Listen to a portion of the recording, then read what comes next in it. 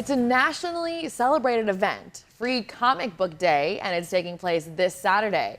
And as the event suggests, participants are guaranteed to walk away with free reading material from participating comic book stores this weekend. I got a chance to speak with the local store owner, Rob Mott, about how his store, Big Alpaca Comics, is putting their own spin on the event. Let's take a look. We have Rob Mott here with us this morning. How you doing? Good morning. Very good. Very good. Good morning. I mean, you've got the whole swag going. You've got a comic shirt on, got the alpaca rocking on your head. I mean, tell me about who's beside you right now. So this right here. This is Chad. This is our mascot, Chad Alpaca here. Yeah, it's just kind of the brand. Alpacas are fun. They're cute. Everybody loves them. And I mean, they might not be as useful as llamas, but when it comes to comics, we're more about cute and cuddly, and it's just a lot more fun. How did the name Alpaca get brought into your brand? Well, it's interesting. It's when I started up this store, I wanted to create an environment that families could bring their kids into. I noticed like a lot of like comic book stores tend to be darker and kind of scary and intimidating. And I just wanted a kind of brand that was encouraging, that was fun. And yeah, alpacas, just people love alpacas. They resonated very well with everybody. So that's where we went. It's just a fun brand. Okay. I enjoy it. I think it's cool. It's different for sure.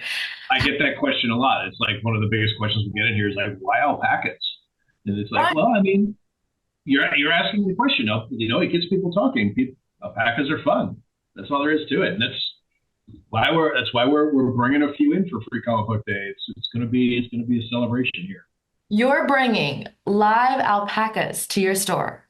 Absolutely. So I mean, not just for Free Comic Book Day. Like I said, I wanted the store to be kind of an inviting place for kids. I wanted to be able parents to feel comfortable bringing their kids into an environment like this to kind of expose them to comic books, because you don't get that anymore. Comic books aren't in grocery stores. They're only in comic book stores. Mm-hmm. And so as part of our brand, I mean, Free Comic Book Day, free comics bring tons of people, but everybody we've talked to, when we tell them, yeah, we contacted, there's a farm outside of town in LaGrange. It's a company called Texas Party Animals, and they have alpacas for live events. And so we talked about it, and I'm absolutely, we bring them in, and it's a unique experience that, a lot of people here in town in San Antonio, they don't get a chance to just get up close and personal and interact with something like that. Wow, maybe while the alpaca's there, you can teach them how to read. Hey, you never know.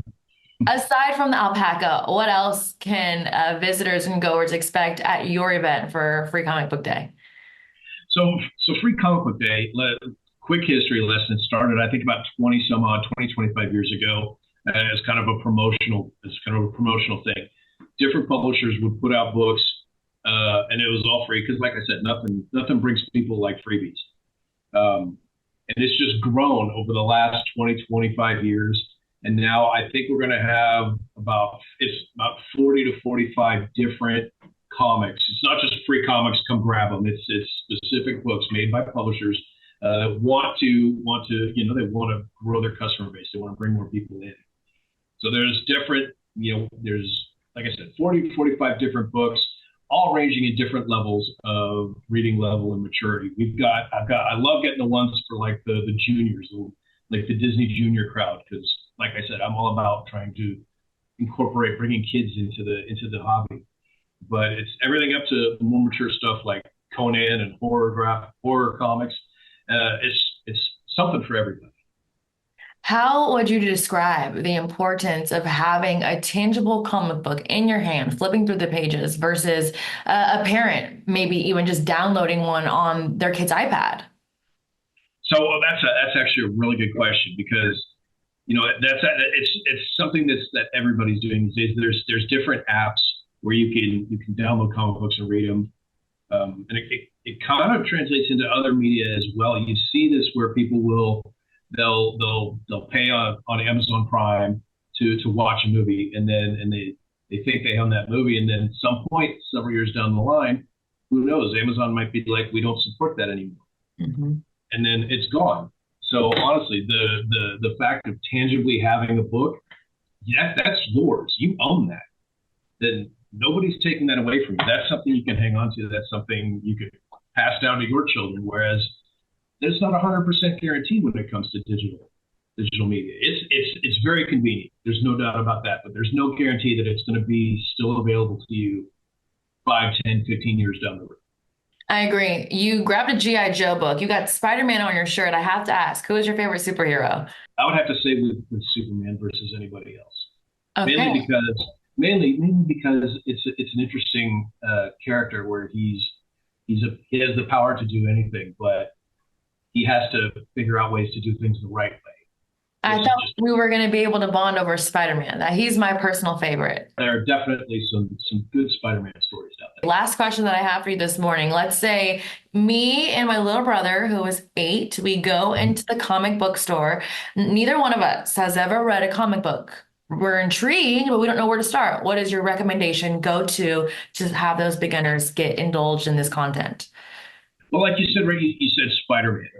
And nowadays, comics aren't self-contained stories in one issue really anymore. They are stories that span, tens to dozens, 20 some odd issues. And it's hard to find a jumping in point.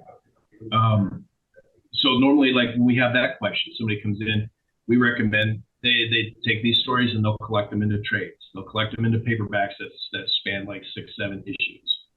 And honestly, like you say, we'd say, well, who's your favorite character? And you already said Spider-Man. You like Spider-Man. So we would probably point you to one of the paperbacks that has the fully encompassed story in it. So you don't have to try to pick a single issue. That's the biggest question that new people face is like, I don't know what to buy. And luckily, the stories are already, usually once they're done, they're collected. And then you can jump in afterwards after you get a full story with a trade paperback. All right. Thank you, Rob. Big Alpaca Comics. Big event happening. If you want to see some alpacas and get some books going, check out their store this weekend. Awesome. Thank you. Thank you much.